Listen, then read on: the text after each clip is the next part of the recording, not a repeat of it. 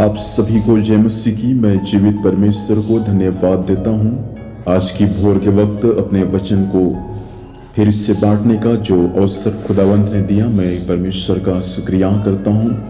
मेरे साथ में प्रभु के एक वचन को पढ़ेंगे। लय व्यवस्था की पुस्तक उसका 23 अध्याय उसका 1 और 2 और 3 पद को पढ़ेंगे। फिर यहोवा ने मूसा से कहा, लिखा है 2 पद में लिखा है, इस्राएलियों से कहा कि यहोवा के पर्व जिनका तुमको पवित्र सभा एकत्रित करने के लिए नियत समय पर प्रचार करना होगा, मेरे वे पर्व ये हैं।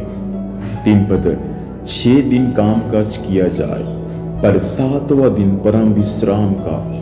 आगे लिखा है, और पवित्र सभा का दिन है, उसमें किसी प्रकार का काम काज ना किया जाए। वह तुम्हारे सब घरों में यहोवा का विश्राम दिन ठहरे। परमेश्वर पिता इन वचनों के माध्यम से हम सबको ब्लेस करे। मेरे प्रियो, परमेश्वर जब इस्राएलियों को मिस्र की बंधुआई से जब उसको मूसा की अगुवाई में जब उनको बाहर निकाला, तो परमेश्वर सारे इस्राएलियों को स्वर्गीय कनान देश की ओर लेकर जा रहा था। बाइबल इस बातों को हमको सिखाता है। प्रियो, परमेश्वर अपने लोगों को कुछ पर्व दिया था ताकि परमेश्वर के लोग उस पर्व को विधि के अनुसार, नियम के अनुसार जो परमेश्वर ने दिया है उसको माने। अर्थात प्रभु ये बातें सिखा रहे कि तू 6 दिन अपना सारा काम काज को करना, तू 6 दिन परिश्रम करना, लेकिन 7वां दिन तुम किसी प्रकार का काम काज मत करना। 7वां दिन तुम किसी प्रकार का अपने कामों में व्यस्त नहीं रहना, क्योंकि 7वां दिन परमेश्वर का दिन है। 7वां दिन विश्राम स्थान का दिन है। 7वां दिन बाइबल में यह लिखा है कि 7वां दिन तुम अपने घरों में रहना, क्योंकि वो दिन विश्राम करने का दिन है। मतलब 7वां दिन जो है वो आराधना करने का दिन है। यदि वो आराधना करने का दिन है तो हमको घर में नहीं परंतु परमेश्वर के घर में रहने की आवश्यकता है। आज विश्वासी लोगों को मैं देखता हूँ कि वो 7वां दिन उनके लिए बाकी 6 दिन के बराबर है। 6 दिन गधे के समान काम करेंगे, लेकिन 7वां दिन भी गधा बन जाएंगे।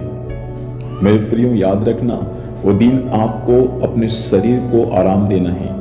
वो दिन आपको परमेश्वर के साथ आराधना करना है।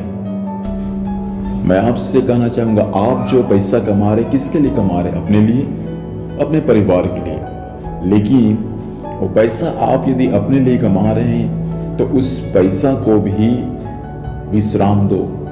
भाई, आप रोज कमा रहे हैं अपने घर परिवार के लिए, लेकिन आपका शरीर यदि भला चंगा नहीं, फिर भी आप आराधना के दिन कमा रहे हैं। बहन भाई, फिर भी आप आराधना के दिन कमा रहे हैं, वो कमाई आपके लिए कभी आशीष का कारण नहीं होगा।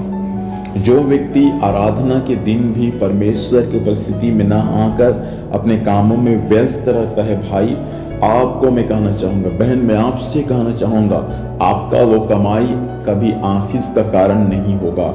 आएगा एक रास्ते से, लेकिन जाने का उसका बहुत सारा रास्ता है।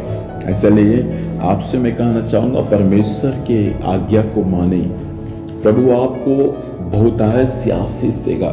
इस्राएलियों को परमेश्वर जो नियम दिया था, 6 दिन वो लोग कामकाज करते थे, लेकिन 7वां दिन विश्राम करते थे। लेकिन परमेश्वर 7वां दिन के लिए भी, 8वां दिन के लिए भी उनको आशीष दिया करता था।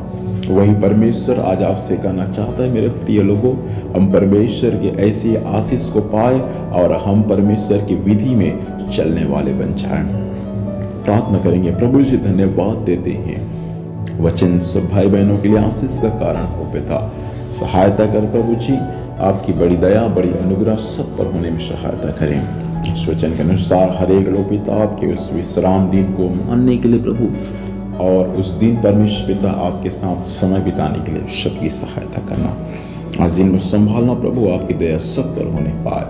यीशु के नाम से पिता आशीष को मांगते हैं, आमीन आमीन। आप सभी को जय मसीह की। God bless you.